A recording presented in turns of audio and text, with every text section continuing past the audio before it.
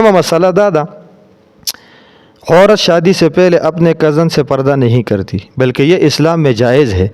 और जब शादी करती है और इसका शोहर फौत हो जाए तो फिर 4 माह 10 दिन तक पर्दा करती है। अपने कज़न से पर्दा नहीं करती शादी से पहले, बल्कि ये इस्लाम में जायज़ है। ना, इस्लाम में बिल्कुल जायज़ नहीं।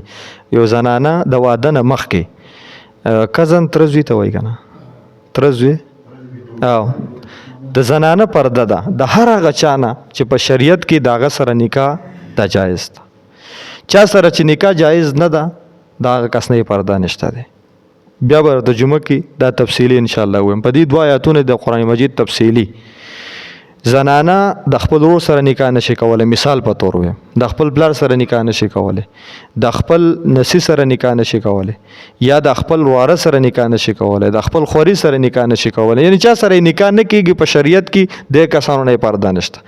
چې چا سره شریعت کې نکاح جایز ده د هغه کسانو نه پرده ده. ترزوی سره نکاح کیږي، د مامازوی سره نکاح کیږي، د ترورزوی سره نکاح کیږي، دوی نه په شریعت کې پرده ده. دا پرده د دوی نه د دې سلور میاشتو 10 ورځو چې کوم عدت ده په دې کې داسې وي زیات تر د خلک اهتمام ډیر کوي.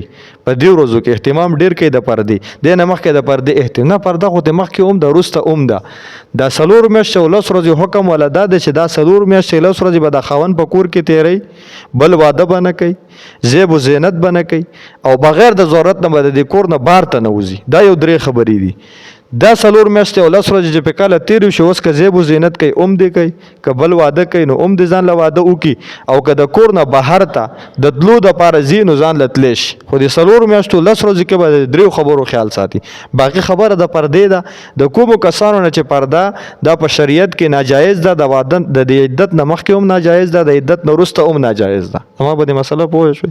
پردې مس چې کوم صورت دی، د کومو کسانو نه چې پرده نشته دی، د عدت نه مخکې ته هم نشته، د عدت نه پس ته هم نشته دی. مثلا رور دی، پلار دی، نو خو دونه ده چې پلار له به نه ځي، پلار به وله کور ته راځي، ورور له به نه ځي، ورور به وله کور ته راځي، خپل خوري له به نه ځي، هغه به وله راځي. که بیمار شو څه مسله وه دا وله ځي نو نشي تللی، که هغوی څه ضرورت ورسره هغوی راتلی شي. خو چې چا نه پرده ده د عدت نه مخکې ته هم پرده ده، وروسته ته هم پرده ده.